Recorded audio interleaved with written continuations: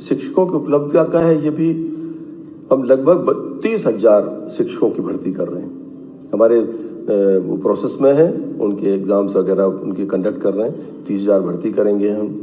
और हम लोगों ने 24,000 पात्र शिक्षकों को उनको उच्च पद प्रभार पर उनको प्रमोट किया है।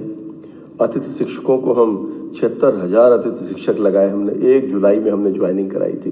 इस बार हम कोशिश कर रहे हैं कि 1 अप्रैल में जब सेशन चालू होगा तब अतिथि शिक्षक को हम उस समय उनकी ज्वाइनिंग करा सकें।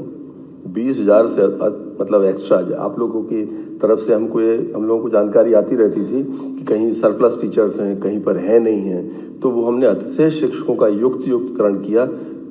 In the history of Madhya Pradesh education department में 20,000 अतिशेष शिक्षक काउंसलिंग के माध्यम से उनको हम लोगों ने व्यवस्थित तरीके से जहां पर कम है या जहां पर अधिक है उनको समायोजित करने का काम किया हम लोगों ने।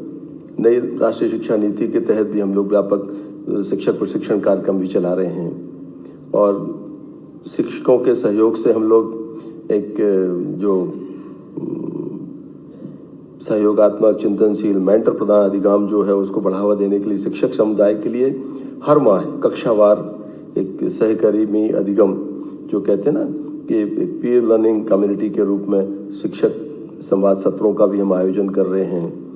और लगभग 80% हमारे रेगुलर टीचर और 96 से ऊपर हमारे अतिथि शिक्षक। हम लोगों ने जो एक हमारे शिक्षक जियो टैग आधारित एक ऐप तैयार किया है जिस पर हम उपस्थिति दर्ज कराते हैं, उस पर हमारी उपस्थिति शिक्षक दर्ज करा रहे हैं। और जहाँ थोड़ी बहुत विसंगति थी, टेक्निकल कुछ प्रॉब्लम्स थी, ऐप के अंदर कुछ सुधारने की आवश्यकता थी, उनको भी हम लोगों ने समय पर ठीक करने का काम किया है।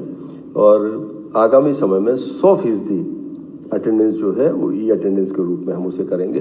जैसे दुनिया के दूसरे देशों में, दूसरे राज्यों में, हमारे यहाँ भी दूसरे विभागों में ई अटेंडेंस का जो एक कॉन्सेप्ट आया है उससे काफ़ी मतलब शिक्षक को भी काफ़ी राहत है। उसकी छुट्टियों की समस्या है, उसके दूसरे तरह की जो उनको विसंगतियों का सामना करना पड़ता है इस प्लेटफॉर्म के ऊपर, उनके भी निराकरण का उनको एक अवसर मिलता है।